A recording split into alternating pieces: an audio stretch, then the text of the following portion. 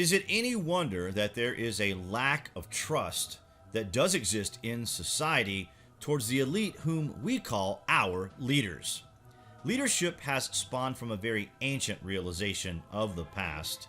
This was reestablished most dramatically as the Egyptian region when survivors of the cataclysm formed a new society and eventually unified the land before a collapse of the dynastic Egyptians gave birth to other royal establishments across Europe and indeed the world. And if these families still hold a direct blood link back through the ages to the time of the re-established empire, then the consequences are mind-boggling, because this would prove a continuation of a people that history tells us aren't in existence anymore. The stories of the past are no doubt loose interpretation of events that took place, but where do we look on this planet today to gain knowledge of this great secret that is being kept out of the public domain? Well, what if we were to tell you that the oldest stories in the world, ones that have been remembered orally for hundreds of generations, and ones that fit nearly into the point we are trying to make? Wait till you hear this.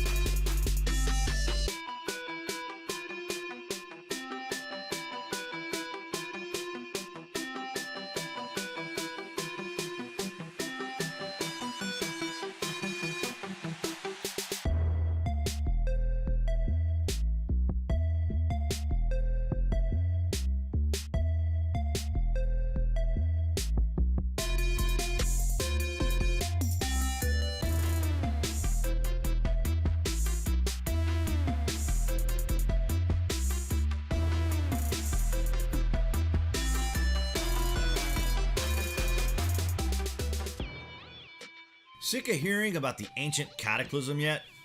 Remember, this was a unique global event. Future events like the Santorini eruption were close to insignificant in comparison.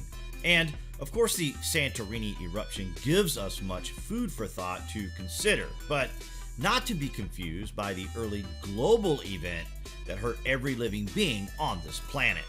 The survivors had to deal with trauma that affected their minds. We are the ancestors of the survivors, and therefore this trauma is still instilled in our minds today. Our struggles to remember, the confusion regarding the past, our emotions that we can't always control, these are the results of this cataclysm. The oldest stories regarding these world events, remember, a comet strike would have caused otherworldly events, and of course, a comet during perihelion of the sun would have caused the sun to flare, and Earth-directed coronal mass ejection caused by a comet at perihelion would have scorched our planet before this initial comet impact, and we see signs of this at the Colossi of Memnon, for example. So scorching would have occurred by this comet event, then the impact, then the flood. The sun would have been blocked out, volcanoes would have erupted everywhere, and planet Earth was virtually uninhabitable. Ancient Earthlings, in some cases, apparently knew this was coming. They built massive underground chambers capable of housing enormous amounts of people, and we call this the Ark of Noah. Underground chambers in Turkey are probably Noah's Ark. we should be looking into the Mount Ararat for these chambers, as this is where the Ark is said to have been and in the foothills of this mountain. Agriculture just happens to have been established here, and maybe this is what the handbag of the gods represented. Repopulating our crops after seawater had dried out all the harvests of the planet, forcing us to sow seeds the world over as we fought to survive. And in Australia, the Aboriginal people were also fighting this survival. The oldest stories come from these people. The ancient Australians tell of a time long ago when 4 giant beings arrived in Australia. One of them, apparently, flew into a volcano shortly before it exploded, suggesting yet again what we already know. The cataclysm on humanity was a deliberate action, and the Aboriginal people of southwestern Oz still tell of this event.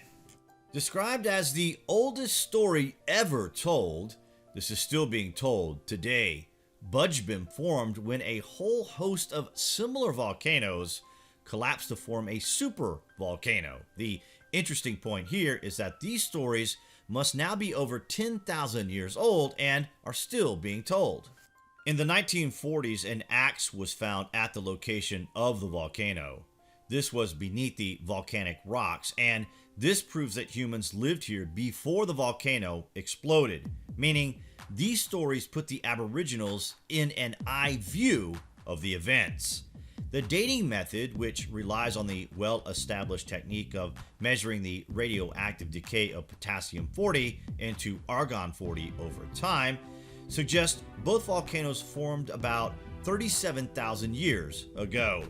What's more, both seem to be a style that can grow from nothing to peaks tens of meters high in a matter of days to months. The sudden dual eruptions may have made a big impression on the humans who were living in the area at the time.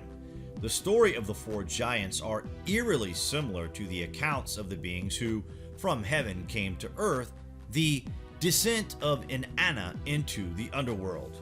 Inanna was the queen of heaven. She came from heaven to earth and went straight to the underworld to visit her sister, who was the queen of the dead. And of course, these deities are also said to have warned Noah of the coming apocalypse, hence the preparation in what is today Turkey. This volcano has not erupted on any major scale since this initial event, and because of this, it further points out the timeline of the stories that are being told dates all the way back through the ages. But how is this even possible? Our memories, after all, were affected by trauma, and we have forgotten, right? So why can the Aboriginals remember?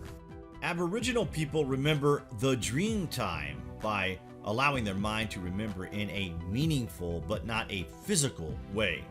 This allows the recollection of thoughts, cultivating their thoughts in works of art and exploring the happenings of the past in an unconscious way, but one that they believe in.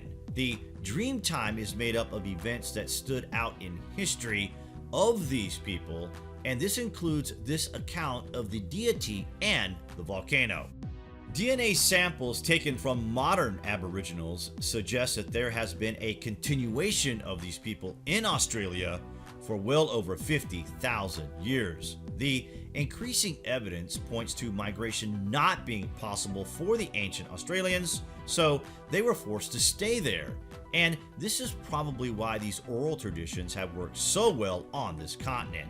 A trust in the stories and a duty to tell the next generations over thousands of years may hold answers to who we are. This might be the key locked in the human mind. If subconscious answers exist, they still exist, and for all time. They have been passed throughout our collective species without us knowing about it, and they are still there. We are beginning to scratch the surface. The longevity of ancient Australian Aboriginal stories of tens of thousands of years old are mind-blowing, and this is something we are just beginning to understand as a people. The new research, which appears in Journal, the Geological Society of America, reveals that these oral traditions of the Aboriginals of Australia are in fact the oldest stories found anywhere in the world, and we just wanted to bring this to your attention in this video. Let us know what you are thinking, and as always, thank you for watching.